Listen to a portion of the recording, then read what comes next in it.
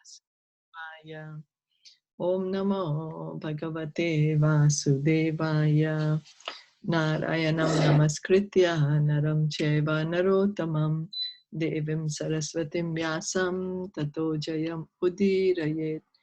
Nashta Prayeshu Abhadreshu Nityam Bhagavata Sevaya Bhagavate Uttama Shloke Bhaktir Bhavati Neshtike. Om Agyana Timirandasya Gyananjana Shalakaya Chakshur Unmilitam Yena Tasmai Shri Guruve Namaha Sri Chaitanya Manobhistam Sthapitam Yena Bhutale Swayam Rupa Kadamayam Dadati Swapadantikam Vandeham Shri Guru Shri Yuta Padakamalam Shri Gurun Vaishnavamscha Shri Rupam Sagarajatam Sahagana Raghunatan Vitam Tam Sajivam Sadvaitam Savadutam Parijana Sahitam Krishna Chaitanya Devam Shri Radha Krishna Padan Sahagana Lalita Shri Vishakhan Vitamscha.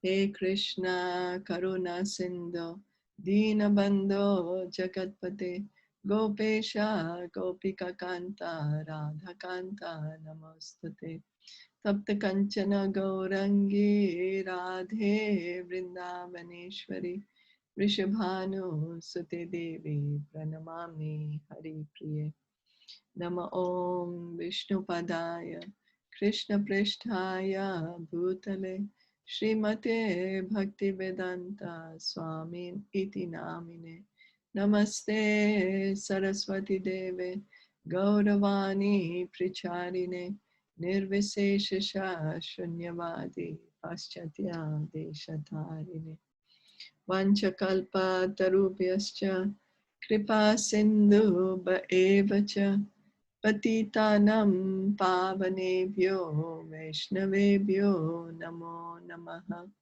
Jai Sri Krishna Chaitanya Prabhu Nityananda Shri Advaita Gadadhara Shri Vasadi Gaura Bhakta Vrinda Hare Krishna Krishna Krishna Hare Hare Hare Rama Rama Rama Hare Hare.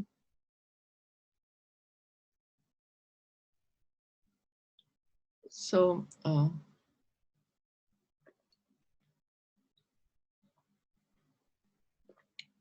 we are continuing with our reading of Srimad Bhagavatam, Canto 2. We are on chapter 7, text 27. So Brahmaji is still speaking to Narad Muni about the incarnations of Sri Krishna. Tokena jiva haranam yad ulukikayas traima sikasya cha padashakato apavrataha yad ringa tantra gatena divisprishorva unmulanam tva itaratharjunayor nabhavyam. Translation and purport by His Divine Grace A.C. Bhaktivedanta Swami Srila Prabhupada. There is no doubt about Lord Krishna's being the Supreme Lord. Otherwise, how was it possible for him to kill a giant demon like Putana when he was just on the lap of his mother, to overturn a cart with his leg when he was only 3 months old, or to uproot a pair of Arjuna trees so high that they touched the sky when he was only crawling? All these activities are impossible for anyone other than the Lord himself. So here Brahmaji is very clearly telling to Narad Muni, he's saying that Krishna is the Supreme Lord without doubt.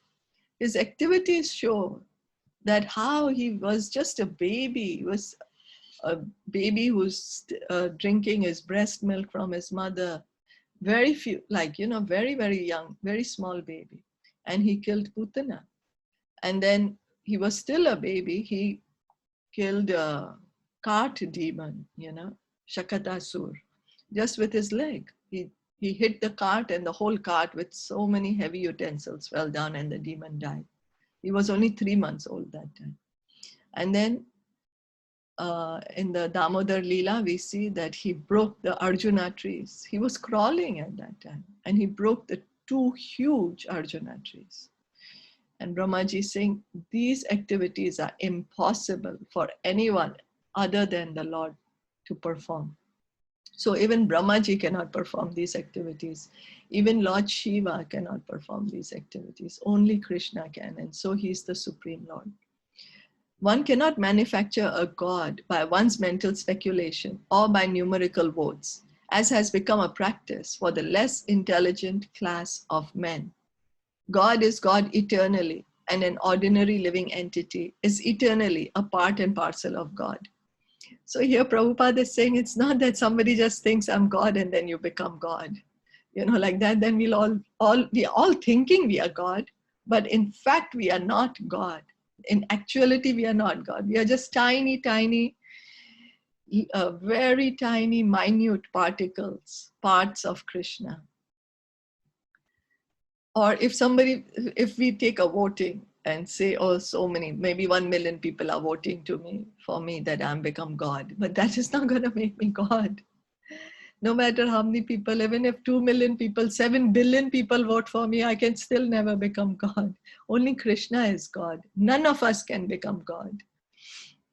God is one without a second, and the ordinary living entities are many without number. So there is only one God. There are not many gods.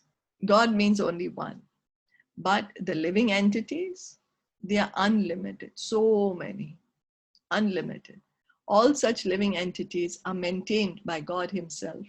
And that is the verdict of the Vedic literatures. So again, how Katha Upanishad says, Nityo Nityanam Chetanas Chetananam, that there is one eternal who's taking care of all the other eternals. So we, the living entities, Krishna is maintaining us in this material world and also the spiritual world. When Krishna was on the lap of his mother, the demon Putana appeared before his mother and prayed to nurture the child in her lap.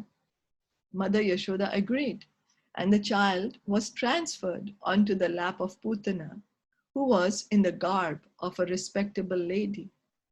Putana wanted to kill the child by smearing poison on the nipple of her breast.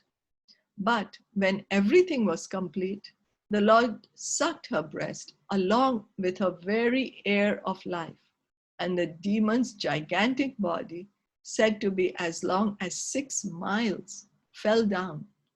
But Lord Krishna did not need to expand himself to the length of the she-demon Putana, although he was quite competent to extend himself more than 6 miles long.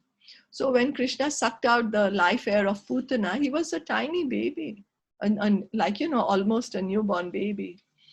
So, but she was 6 miles long, the she-demon. Although she was now, when she came to give her breast milk, she was dressed as a beautiful young woman. But actually her size was 6 miles. But Krishna didn't need to expand 6 miles to kill her. He was still tiny. But even if he's tiny, he's still God. He is Sachidananda Vigraha, no matter what form he manifests in front of us. In his Vaman incarnation, he posed himself as a dwarf Brahmana. But when he took possession of his land, promised by Bali Maharaj, he expanded his footstep to the top of the universe, extending over thousands and millions of miles. So it was not very difficult for Krishna to perform a miracle by extending his bodily feature. But he had no desire to do it because of his deep filial love for his mother Yashoda. If Yashoda had seen Krishna in her lap extending 6 miles to cope with the she-demon Putana, then the natural maternal love of Yashoda would have been hurt, because in that way, Yashoda would have come to know that her so-called son Krishna was God himself. And with the knowledge of the godhood of Krishna, Yashoda Mai would have lost the temper of her love for Krishna as a natural mother. So here Prabhupada is saying that Krishna, when he came as Vamandev, as a dwarf demon, so he expanded himself so high that his one step covered all the heavenly planets. So he extended his body so huge. So even when he had to kill Putana, he could have extended, but he didn't want to, because Mother Yashoda was there. And he never wants to show the Brajbasis that he's God, because they love him so much. He does not want to spoil that rasa, that relationship. He wants to have that deep loving relationship. So if Yashoda Mai would have seen, oh, this is God, then her natural love for him would have become mixed with awe and reverence, because we see, oh, God, so naturally we want to offer prayers, offer obeisances. But Krishna, from his loving Brajbasis, he wants that sweetness of the love more than they worship him as God. So imagine here God is trying to hide his godliness. He's trying to hide that he's God because he wants to feel the love. And here we are not even God, but we pretend that we are God. We try to show how great we are. We do a small thing and we like to tell everybody, oh, how great we are. And here God is trying to hide his godliness. So by undergoing severe austerities and penances, one cannot become one or equal with God, but one can attain most of the godly qualities.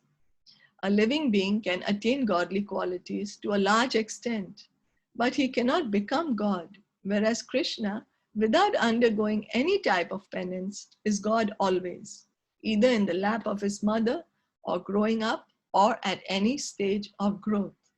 So no matter what we do, no matter how much meditation we do, no matter how much knowledge we get, how much sense control we do, mind control, anything that we do, we can never, ever become God. Never, no matter whatever we do. We can never become God. Krishna has 64 qualities in full. Unlimitedly, he has those qualities. So we can acquire some of these qualities, which are 50, in minute quantity, because we are minute. Our size is minute. So in a tiny teacup, if the teacup is 5 ml, it will hold only 5 ml water. If the teacup is 100 ml, it will hold 100 ml of water, So because we are so tiny, the qualities that we can acquire are also tiny. They won't be unlimited. And Krishna is unlimited, so he can have the qualities unlimitedly. Is that okay? Yes. Yeah. So at the age of only 3 months, he killed the Shakatasura, who had remained hidden behind a cart in the house of Yashoda Mai. And when he was crawling and was disturbing his mother from doing household affairs, the mother tied him with a grinding pestle. But the naughty child dragged the pestle up to a pair of very high Arjuna trees in the yard of Yashoda Mai. And when the pestle was stuck between the pair of trees, they fell down with a horrible sound. So here Prabhupada is saying about, because Brahmaji is mentioning that Krishna overturned the cart, and there was a demon over there in the cart, Shakatasur, and he got killed. When Krishna just kicked the cart, the demon died, and he was only 3 months old. Can we even imagine doing that? And then he was still crawling in the Damodar Leela when Mother Yashoda had tied him up, and he crawled between 2 pairs of huge Arjuna trees. Arjuna trees exist for thousands of years, and they are huge. And the trees fell down. When Yashoda Mai came to see the happenings, she thought that her child had been saved from the falling trees by the mercy of the Lord, without knowing that the Lord himself, crawling in her yard, had wreaked the havoc. That is the way of reciprocation, of love affairs between the Lord and his devotees. Yashoda Mai wanted to have the Lord as her child, and the Lord played exactly like a child in her lap, but at the same time played the part of the Almighty Lord whenever it was so required.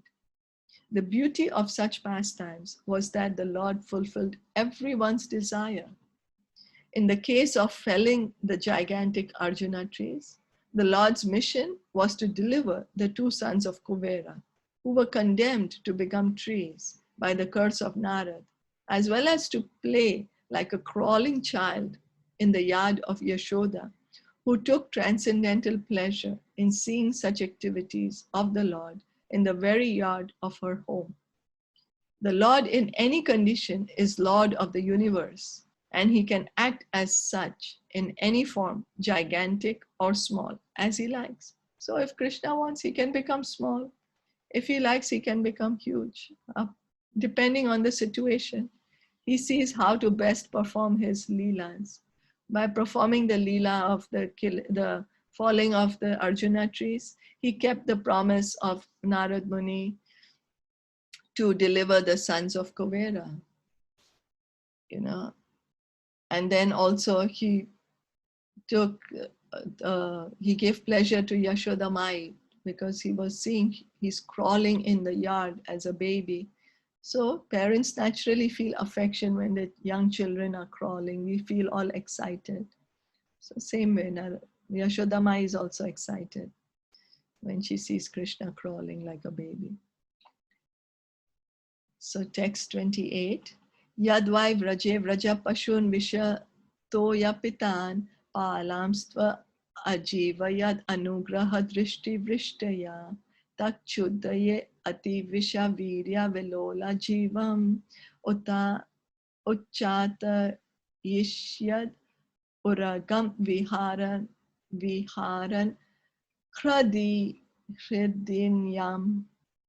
hridinyam. Then also, when the cowherd boys and their animals drank the poisoned water of the river Yamuna, and after the Lord, in his childhood, revived them by his merciful glance, just to purify the water of the river Yamuna, he jumped into it as if playing and chastised the venomous Kalia snake, which was lurking there, its tongue emitting waves of poison. Who can perform such Herculean tasks but the Supreme Lord himself? So here Brahmaji is speaking about the killing of the Kalya demon, and well, not killing, but subduing of the Kalya demon. And Brahmaji is saying nobody else but Krishna could have done that. The boys and the cows had died when they drank the poison water, but Krishna brought them back to life. Who can bring the dead back to life? Only Krishna can do that. Because even the demigods have to die, so they cannot give immortality to anybody. But Krishna can. Krishna can do that. In detail, we'll read about the pastimes of Krishna in the 10th canto. Tat karma divyam ivayan nishi nihashayanam davagina shuchi vane paridahayamane uneshyati vrajam ato avas Tantakalam Netra Pidapaya Sabalo Andi Anadhigamya Viryaha. On the very night of the day of the chastisement of the Kalya snake, when the inhabitants of Brajbhumi were sleeping carefreely, there was a forest fire ablaze due to dry leaves, and it appeared that all the inhabitants were sure to meet their death. But the Lord, along with Balaram, saved them simply by closing his eyes. Such are the superhuman activities of the Lord. So after the Kalya snake was chastised, subdued, then all the Brajbasis, in all the excitement, so many things had happened, they were sleeping by the side of the Jamuna. That night they slept there. And then there was a forest fire. There was a forest fire, and they were still sleeping very carefreely because they knew Krishna is there. But Krishna took care of them. Krishna and Balaram, only Krishna just, I don't remember, does he swallow the forest fire at this time, or he just by his glance, the forest fire goes away? Anyway, there are two times the forest fire happens. Once he just looks at the forest fire and it goes away, and once he swallows the fire. And so the devotees are sleeping nicely, but Krishna is awake, taking care of the devotees, that my devotees, nothing should happen to them. So we should try to become a devotee of Krishna, to be under his personal care, and we can become carefree. Right now, we are always anxiety. Oh, I have to take care of myself. I have to take care of myself. But if we try to become devotees of Krishna, we transfer our care to Krishna. Actually, he is taking care of us, whether we accept it or no. It's just that, only when we accept it, we feel more peaceful. He is taking care of us. Although in this verse, the Lord's activity has been described as superhuman, it should be noted that the Lord's activities are always superhuman, and that distinguishes him from the ordinary living being. Uprooting a gigantic banyan or Arjuna tree and extinguishing a blazing forest fire simply by closing one's eyes are certainly impossible by any kind of human endeavor. So here he closes his eyes and the forest fire goes away. How can we do that? Is it that we close our eyes and the fire will go away? No, we don't have these capabilities, but Krishna can. But not only are these activities amazing to hear, but in fact, all other activities of the Lord, whatever he may do, are all superhuman, as confirmed in the Bhagavad Gita 4.9. Whoever knows the superhuman activities of the Lord due to their very transcendental nature becomes eligible to enter the kingdom of Krishna. And as such, after quitting his present material body, the knower of the transcendental activities of the Lord goes back home, back to Godhead. So Krishna says that in 4.9, that one who knows the transcendental nature of my appearance and activities does not need to take his birth again in this material world, but attains to my eternal abode, O Arjuna. So just by us trying to understand that Krishna's body is Sachidananda, Krishna's appearance is not in a material body like ours. He's appearing in his own original form, and that the activities he's doing are all transcendental. They're not like us. Just by trying to understand this, we can go back to Godhead. We don't need to come back to this material world. So we should try our very best to understand Krishna's appearance and nature and activities and qualities. Are there any questions or comments? One question. Of course, we know that Krishna is the supreme, right? Personality of Godhead. How about for other religions, like they believe in Allah and Jesus and Jehovah? So, what do you have to say about them? Well, Krishna, he says that yada yada hi dharmasya, that whenever there is a decline in religious practices, he comes, or he sends his messengers, and then the message is spoken according to time, place, and circumstance. Right. So then Prophet Muhammad, he came to speak according to the time, place, and circumstance to elevate the soul. So he spoke to them about Allah. Allah is the impersonal form of Krishna. And then So it is a personal form of Krishna, right? Yes. Correct? Yes. And then Jesus Christ, he was speaking about Krishna himself. But because he knew that the people, the audience he's speaking to, they won't be able to accept too much knowledge. So he didn't tell them too much about God, but he did tell them that there is a kingdom of God. And then he did say that we should sing the glories of God, say the names of God. That's why he says, right? Oh, Father, thou art in heaven, hallowed be thy name. Thy kingdom come, thy will be done on earth as it is in heaven. So that he said that we should sing and chant the glories of the name of Lord, and then we will also be blissful, and we'll feel the spiritual world being here and then go back to the spiritual world. So But you see, it's because depending on the audience and time, place, and circumstance. So Krishna saw that Arjuna, he is able to understand the highest knowledge. So he gave him highest knowledge of him personal, of himself, personal self. So all of it, Krishna sends the knowledge is spoken to us based on time, place, and circumstance. Like whatever little bit Lord Jesus told them, they crucified him. So imagine if he would, so he could not have told them more, you know. Whatever little he told them about God, he was crucified by his people. And then Muhammad also, the teachings in the Quran are based according to the mentality of the people at that time. So one of the teaching is that you should not have sex with your mother. So because at that time the consciousness of the people was like that, so he had to give them that knowledge to gradually raise their consciousness. So they will not be able to understand the message of Srimad Bhagavatam. But it's all the message of God. It's all the message of Krishna.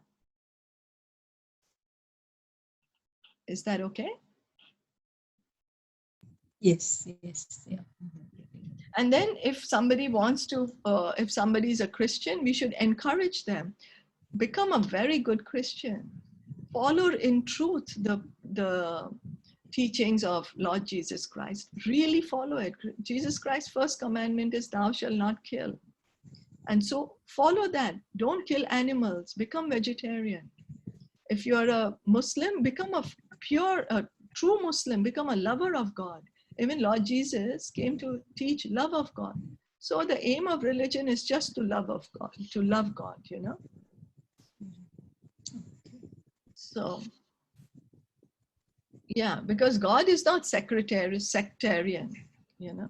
He's everyone's God, not sectarian. Just love him, follow his teachings. So let's see how much time we have. We have only 3 minutes. I think let's not read a new one. Do you all want to read? Okay, this is about Damodar. Okay, let's read then.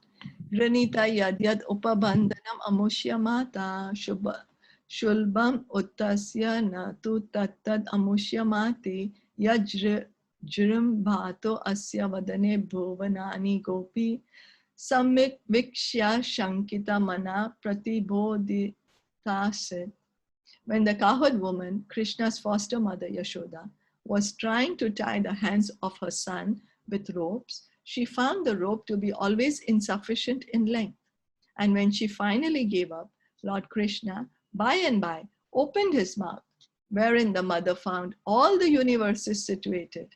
Seeing this, she was doubtful in her mind, but she was convinced in a different manner of the mystic nature of her son. One day, Lord Krishna, as the naughty child, disturbed his mother Yashoda, and she began to tie up the child with ropes just to punish him. But no matter how much rope she used, she found it always insufficient. Thus she became fatigued. But in the meantime, the Lord opened his mouth, and the affectionate mother saw within the mouth of her son all the universes situated together. The mother was astonished, but out of her deep affection for Krishna, she thought that the Almighty Godhead Narayan had kindly looked after her son just to protect him from all the continuous calamities happening to him. Because of her deep affection for Krishna, she could never think that her very son was Narayan, the personality of Godhead himself.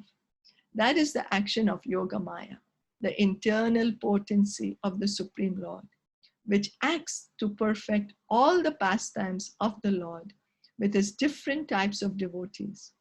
Who could play such wonders without being God? So Yashodamai saw all the universes in the mouth of Krishna. We think we are God, but as anything, what is in our mouth except our teeth and tongue and saliva and food maybe? We for sure don't have the universes in our mouth, you know. But imagine, Krishna showed this form to Yashodamai, but she has so much love for Krishna that She just thought, oh, he's protected by Narayan. She can never think that her son is Krishna. Her love for him is so great that her love for him is stronger than the knowledge that he's God. You know, they all know he's God, but they don't care about it. As we say that the president's mother in the house is not going to call him Mr. President and call him Your Excellency and pay respect to him and, you know, like that. She'll say, oh, my dear son, whatever pet name she has for him, she'll call him by the pet name. It's like that. She doesn't care whether her son is president or not. Same, Yashoda Mai doesn't care that her son is God. She just loves her son. Is that okay? So we can Srimad Bhagavatam ki jai, Srila Prabhupada ki jai, Gaura Bhakta Vrinda ki jai, Gaura Premanande, Hari Hari Bol. Thank you for joining. Thank you. Have a great day. I'm sorry, I have to